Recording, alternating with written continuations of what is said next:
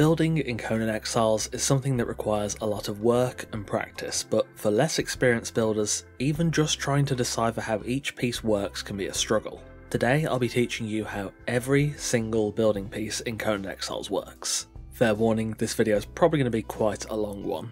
In this video we'll cover every generalised building piece type, and then later we'll jump into the special unique pieces and any edge cases. Additionally, it's worth noting that stability is super important for building. I already have a guide on that linked in the top right. Also, buildings come in 3 tiers, tier 1, 2 and 3. The crafting cost, but also the building health goes up with each tier, and most building sets in the game are tier 3 designs. So, let's get into how they work. Foundations are stability sources if they are placed in the ground, or if they are placed on ceilings they will take the stability of the piece below it. They are the quintessential starting point of building for new players, and they can be directly replaced by most foundations. They also have snap points on the top and on all sides. Fence foundations are stability sources and require either a ground connection or connection to a foundation to be placed. They can be snapped in line or stepped down onto foundations. On their own, they will only snap at 90-degree intervals, so if you want them to snap onto wedges, you have to snap them on the side of existing foundations. Fence foundations cannot be directly replaced. Pillars have a snap point at the top and bottom and can pass stability vertically with no loss from the source. They can also be directly replaced with almost any other pillar, with some exceptions we'll touch on later. Ceilings have snap points on all 4 sides alongside a pillar support socket in the centre. They can also be replaced by most other ceilings and lose 20 stability per unsupported piece. Hatch frames are similar to ceilings but have a cutout for a hatch door alongside a ladder socket. They also lack central support for a pillar and can replace not only other hatch frames but most other ceilings too, so long as they don't rely on pillar support. Vaulted ceilings are also similar to regular ceilings and can directly replace both ceilings and hatch frames, so vaulted ceilings in general are quite flexible and modular. Vaulted ceilings come in many varieties, including small and regular arches, intersections, corners, inverted corners and more, but all are quite simple and behave the same mechanically. The bridges from the Decketo DLC are functionally similar to ceilings, some are just extended lengths. They behave the same way in terms of stability, but cannot be directly replaced with other tiles, including other bridges, and they cannot support fences, walls or anything else being built on top of them. Walls have a snap point on the top and bottom alongside sloping side sockets on the side. Walls can be directly replaced by most other walls too, and pass stability vertically without loss from the source. Windows are technically almost the same as walls. Whilst they come in many styles, most can directly replace walls, making the system quite flexible. There are some exceptions we'll talk about later. Door frames are also similar to walls and most can replace walls. Door frames also have a socket in the centre for, you guessed it, a door. Pass-through pieces, also called arches, are special pieces included in a few DLC and Bazaar bundles. They are the Aesir support frame, the stable fence gate frame, the Turanian wall arch, and the Yamatai tower flat arch walls. They are very similar to walls but can have fences or crenelated walls placed into them, and can then be replaced by any wall type piece without deleting the fence or crenelation. These pieces are super useful for advanced building tricks but can also be used aesthetically. Regular sloping sides have snap points on the bottom and large side and also on the tip. They're mainly used for sitting atop walls and blending them into roofs, and you will lose 20 stability per unsupported piece. Inverted sloping sides are like regular sloping sides, just inverted. They have snap points on the top and larger side but also on the bottom and the tip. They can attach to walls and ceilings and lose 20 stability per unsupported piece. Straight roof pieces have snap points on the top and bottom. They lose 20 stability per piece and a key for sheltering your base. Corner roof pieces are for covering corners.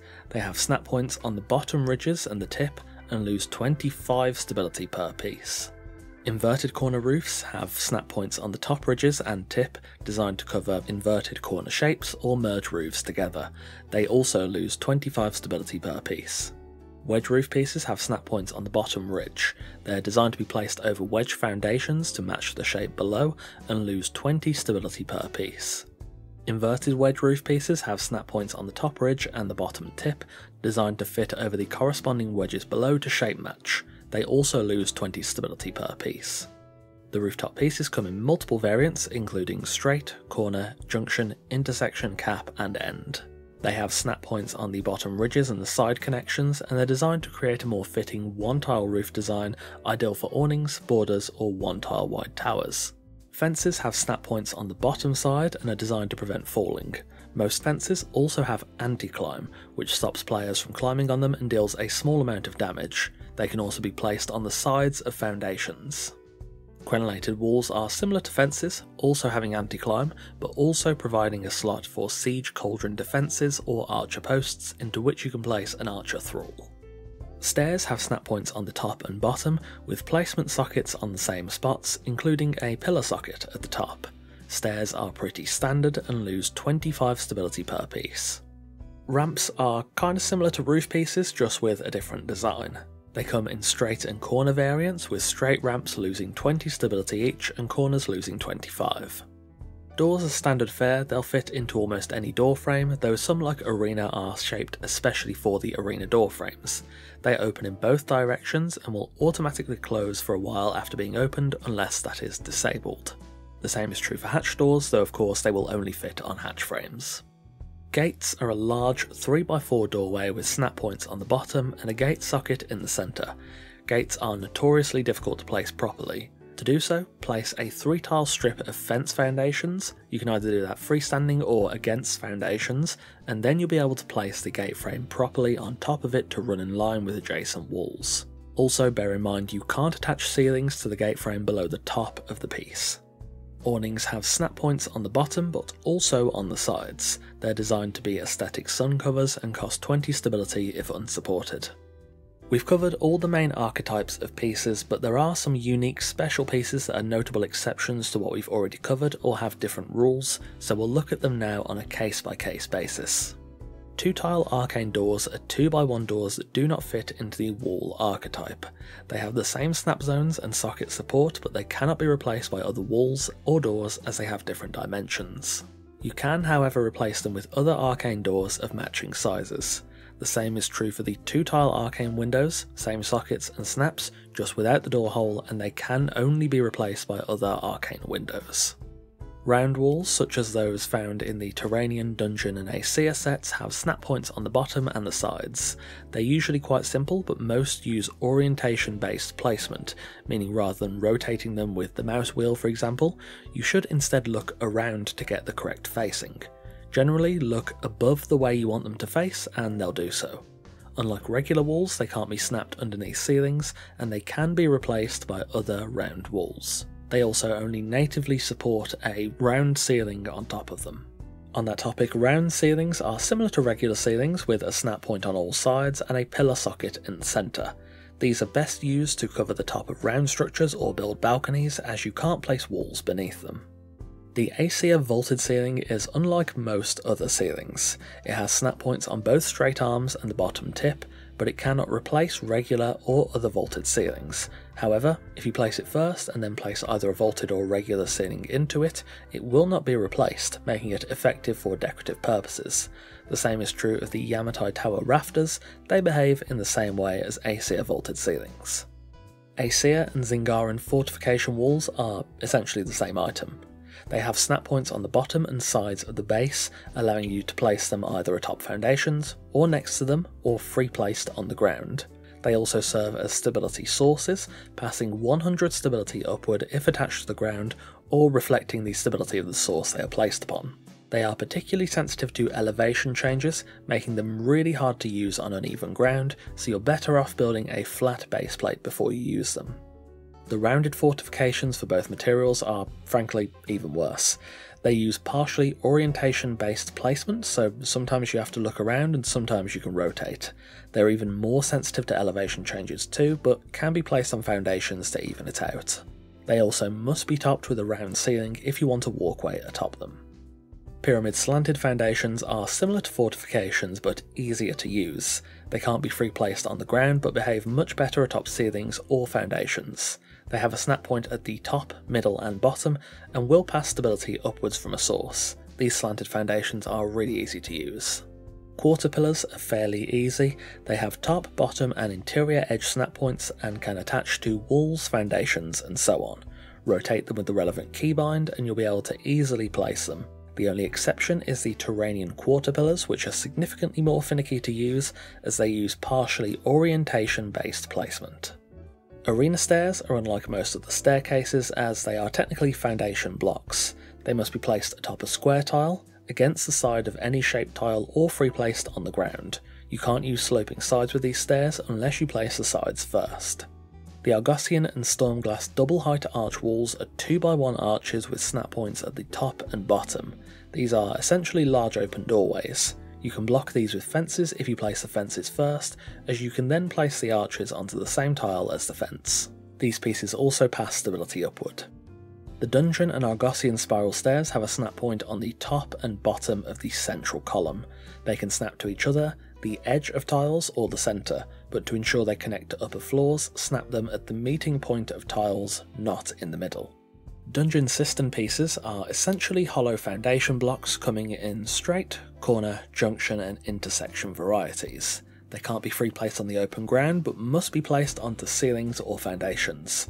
Additionally, placing walls before placing the cistern pieces will orientation lock the cisterns, so don't do that or you'll have no control over them.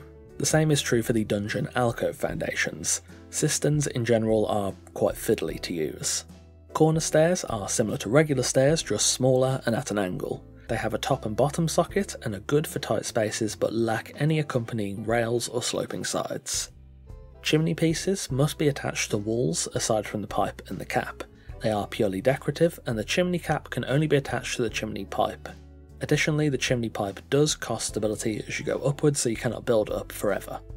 Rough timber interior walls are 2x1 archways designed for use inside your base. They have snap points on the top and bottom, pass stability upwards, and cannot have a fence attached to them, unlike the arches from the Argos or Stormglass sets. Large stable fence gate frames are 3x1 gates designed for large stables. They're nothing too special, and the only door that will fit them is the accompanying large stable fence gate from the same DLC. Stages must sit atop a foundation or a ceiling. They have a bottom snap point and cannot stack, and sit at half a foundation's height. Stages are quite useful for aesthetics and breaking up interior spaces.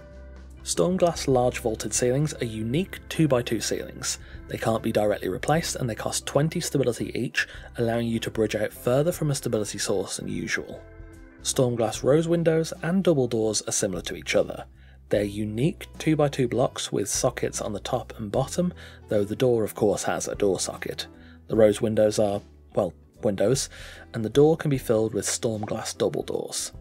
Stormglass gargoyles have a single rear snap point and will snap to the centre of wall tiles, or the edge of ceiling tiles. They cannot be rotated. Stormglass large struts are weird.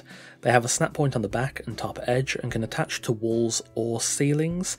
They're quite finicky to place and use and are mainly used aesthetically for shaping, but they're a bit of a pain. They snap to the centre of walls. They also cannot lend any stability. Stormglass large pillar pieces are modular components of a 2x2x3 pillar. The base must be placed before any walls on the immediate sides, but the rest can be placed in any order. They can pass stability upwards and can also visually merge with the large vaulted ceilings. Stormglass flying buttresses have a snap point on both ends and travel diagonally 2x2. They connect to the edge sockets of walls and do pass some extra stability across. The Turanian rooftop domes have a bottom snap point and have partially orientation-based rotation. You can rotate them somewhat with your relevant keybind, but also have to look around to get the right placement. They require a fair bit of practice to use, to be honest, and are generally a bit irritating. Yamatai awnings have a snap point on the upper ridge and connect to the top of walls or the sides of ceilings. They're designed to mimic Japanese awnings, and the set also includes Yamatai awning corners, which have a snap point on the tip and are best used similar to the round walls, where you look the direction you want it to face and look up, and also sloped corners which will fit onto wedges. They will lose 10 stability per piece unsupported. Last but not least, the Zingaran pergolas have snap points on the bottom legs. They sit atop tiles but can also sit atop each other. They often don't like to attach to pre-placed walls, so place the pergolas first and then place the walls you want them to sit against. And there we have it, how every building piece in Conan Exiles works. This video ended up a lot longer and far more in depth than I thought it would at first. Most pieces are honestly quite simple, but I didn't realise just how many unique pieces there are, nor how many odd quirks they have until I started scripting this video. I'm pretty sure I've covered everything important, but if there's anything I've missed or something that needs a little extra clarification, let me know in the comments. This video is mainly for less experienced builders, but hopefully the seasoned architects can find something useful from it too. Thank you for watching, and of course a massive thanks to our wonderful esteemed coffee cultists for continuing to support the channel over on Patreon. If you want to support the channel yourself, check out the Patreon through the link in the description, or join as a member here on YouTube by clicking join just below this video. Take care, and I'll see you soon.